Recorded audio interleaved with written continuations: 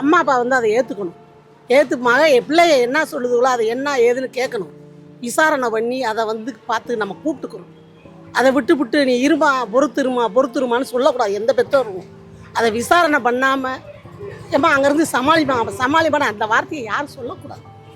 இப்போ பிள்ளைய இழந்தவங்க அவங்க எவ்வளோ வேதனைப்படுவாங்க, எவ்வளோ கஷ்டப்பட்டு, எவ்வளோ சிரமப்பட்டு பிள்ளைய செல்லமாக வளர்த்து இப்படி ஒரு ஆள் கையில் நல்லா வாழட்டும், நல்லா இருக்கட்டும் நினச்சி தான் கொடுத்துருப்பாங்க.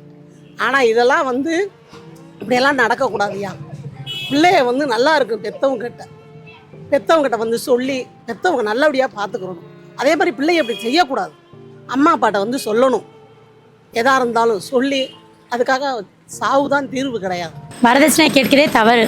ஆனால் வரதட்சணையினால் பெண்கள் இறக்குறாங்க அப்படின்றது வந்து அதை விட பெரிய, அவங்களுக்கு வந்து அந்த முடிவு எடுக்க தெரியல பெண்களுக்கு. ஆமாம், பெற்றவங்களும் அதுக்கு தகுந்த மாதிரி ஆசைப்படக்கூடாது.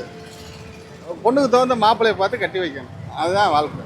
பெற்றவங்க தான் இன்றைக்கி பிள்ளை இழந்துட்டு இருக்காங்க. நல்ல மனசு இருந்தாவே போதுமானது தான். வரதட்சணைன்றது வந்து எப்படின்னு கேட்டோன்னா ஒருத்தவங்களுக்கு விலை கொடுத்து வாங்குறது தான். அதனால் வரதட்சணை கேட்கக்கூடாது, மனசு இருந்தால் போதும். அவங்க வீட்டில் போய் வாழும்போது தான் அந்த சுயர்வமே தெரியுது. பொண்ணு பார்க்க வரும்போதோ கேட்கும்போதோ தெரிய மாட்டேங்குது. கல்யாணம் முடிச்சுட்டு வந்ததுக்கப்புறம் வரதட்சணை எதுனாங்க, அவங்களே மிகப்பெரிய சொத்து தான். இதுக்கப்புறம் போய் நகை முடிச்சு கேட்டு சண்டை போடுறவங்களாம் சும்மாவே விடக்கூடாது. அந்த அளவுக்கு அவங்க டார்ச்சர் கொடுத்துருக்காங்க. அந்த பொண்ணு அந்த வலி எவ்வளோ வலி இருந்தால் அந்த பொண்ணு அதை தாங்கிட்டு தற்கொலை பண்ணி இறந்துருக்காங்க. ஆனால் அது பெண்கள் வந்து தைரியமாக இருக்கணும். இந்த மாதிரி நான் இதெல்லாம் முடிவெல்லாம் எடுக்க வேணாம்.